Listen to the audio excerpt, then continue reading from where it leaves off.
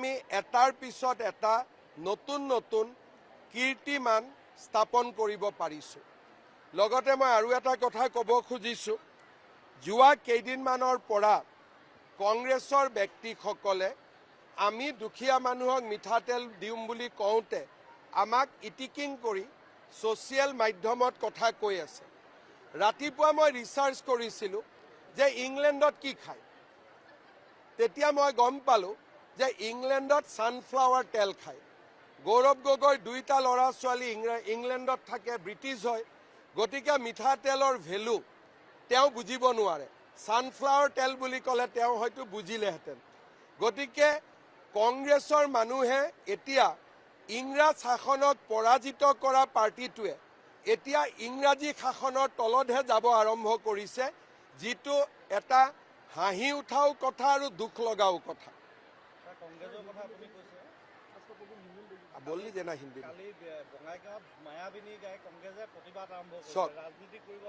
কংগ্ৰেছে ন্যায়ৰ প্ৰক্ৰিয়াটোৰ লগত ন্যায় যদি থাকিলেহেঁতেন আমাক উপদেশ দিলেহেঁতেন যে এইটো কাম কৰক, সিটো কাম কৰক, আৰু এনেকৈ আগবাঢ়ক।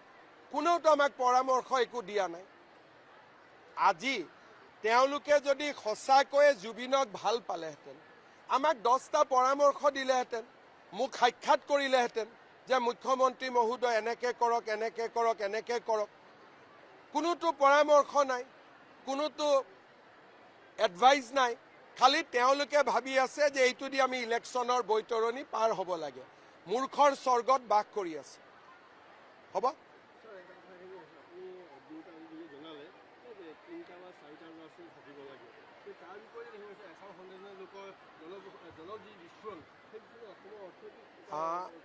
অসমত এইবাৰ যেতিয়া চেঞ্চাছ হ'ব, চেঞ্চাছৰ যেতিয়া ৰিজাল্ট ওলাব, মোৰ কথা আজি আপোনালোকে লিখি ৰাখিব, সেই মিয়া মুছলমানৰ সংখ্যা অসমত 38% হ'বগৈ। যদি প্ৰজেকশ্যন কৰে, যিকোনো ষ্টেটিষ্টিক ডিপাৰ্টমেণ্টৰ মানুহে প্ৰজেকশ্যন কৰিব পাৰিব, অসমৰ জনসংখ্যাৰ তেওঁলোক 38 সংখ্যক হ'ব আৰু অসমৰ সৰ্ববৃহৎ জনগোষ্ঠীত পৰিণত হ'ব। আৰু এইটো অসমৰ এটা বাস্তৱ সত্য।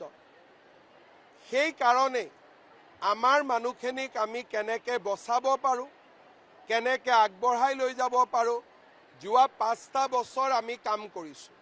অহা বিধানসভাটো এই ধৰণৰ সমস্যাক লৈ 2খন খুব গুৰুত্বপূৰ্ণ আইন বিধানসভাৰ মজিয়াত আহিব।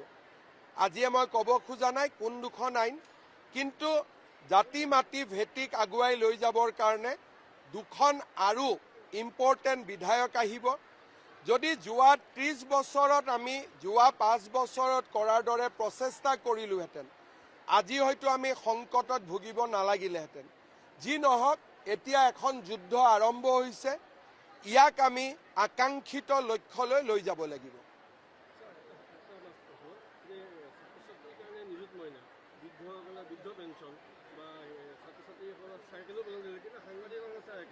সাংবাদিকটো এইবিলাকৰ ভিতৰত এইটো পৰে। সাংবাদিকৰ পৰিয়ালে অৰুণোদয় পাব পাৰে। যি নহওক, সাংবাদিকসকলৰ কাৰণে আমি চিন্তা কৰি আছোঁ, কৰিম।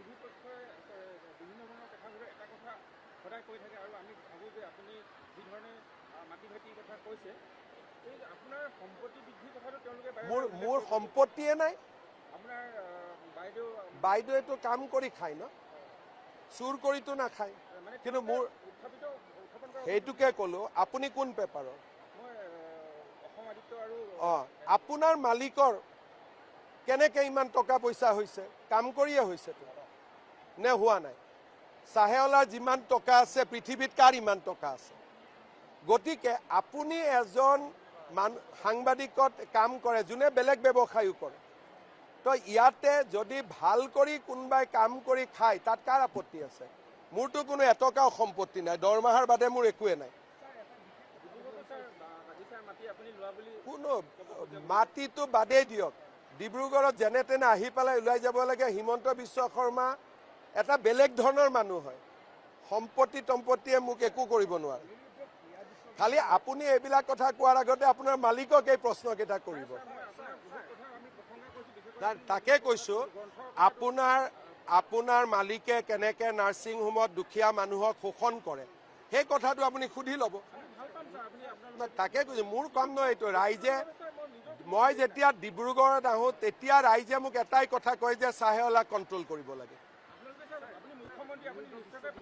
পাৰিম আকৌ পাৰাটোতো পাৰিমেই, কৰিমেই কৰাতে আছোঁ।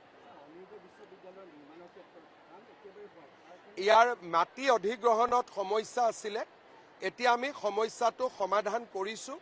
খুব সোনকালে কাম আৰম্ভ হ'ব।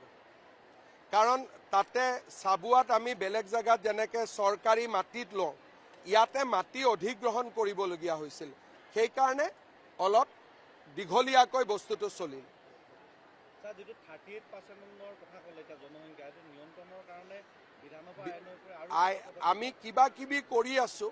আগতকৈ স্থিতিটো ভাল হ'ব, কিন্তু এনেকুৱা সংগ্ৰাম আৰু 10 বছৰ কৰিব লাগিব। প্ৰেছাৰত ৰাখিব লাগিব। আমি আজি যেনেকৈ প্ৰেছাৰত ৰাখিছোঁ তেনেকৈ আমি প্ৰেছাৰত মিয়াসকলক ৰাখিব লাগিব। যদি আমি প্ৰেছাৰত ৰাখিব পাৰোঁ তেতিয়াহ'লে এটা সময়ত ই ঠিক হ'ব। আজিও গোৱালপাৰাতো নটিচ দি আছে, বিহালীতো নটিচ দি আছে। আমি কোনো কাম কাৰো কাৰণে ৰখাই নথওঁ। আমি একেলগে আমি সমান্তৰালভাৱে সকলো কাম আমি আগবঢ়াই গৈ থাকোঁ। 26তো একো নাই, ইলেকশ্যনতো বিজেপি এনেই জিকি যাব। মই 100 শব্দ নকওঁ, কিন্তু বিজেপিৰ গভৰ্ণমেণ্ট 100% এনেই হৈ যাব। ইয়াত কোনো একো বাকীয়ে নাই। আমাৰ যিমান কাম আছে আমাৰ কমপ্লিট আছে। ভাল কৰি আমাৰ জিকি যাব। এতিয়া ডিব্ৰুগড়তে প্ৰশান্ত ফুকনক কোনে হৰুৱাব? কোনোতো কেণ্ডিডেটে নাই। গতিকে আমাৰ কাৰণে ইলেকশ্যনটো ইমান ডাঙৰ ইছ্যু নহয়। ল'ৰা ছোৱালীক চাকৰি দিব লাগে, মাটিৰ পট্টা দিব লাগে, এইবিলাকে হৈছে আমাৰ কাম। জনজাতিকৰণৰ ক্ষেত্ৰতো আমি কথা পাতি আছোঁ। আপুনি তেৰা প্ৰশ্নবিলাকে কৰি থাকে। যোৱাকালিও ক'লোঁ জনজাতিকৰণত আমাৰ সমৰ্থন আছে। এইবিলাক মোৰ লগত বাবা এপ্লাই নকৰিব। আমি বহুত অভিজ্ঞ মানুহ। কোনে কি বাবা চাওক, কোনে কি কাৰণত প্ৰশ্ন সোধে মই বুজি পাওঁ নহয়, অভিজ্ঞতা হৈ গ'ল। এইটো হ'ব এজন সাংবাদিকে এটাই প্ৰশ্ন কৰে। আপুনি যিটো কৰি আছে এইটো মোৰ লগত নোৱাৰিব। বহুত দিন হ'ল নহয়, 25 বছৰ হৈ গ'ল। বেলেগক চেষ্টা কৰিব, মোক কিয় কৰে? हाँ, आज हम असम में महिला उद्यमिता स्कीम के हिताधिकारियों को डिब्रूगढ़ विधानसभा समष्टि में डिस्ट्रीब्यूट किया। आगे जाके असम का सारे कॉन्स्टिट्यूएंसी में 40 लाख महिला ये स्कीम से उपकृत होगा। धन्यवाद। মোৰ লগত নহয়।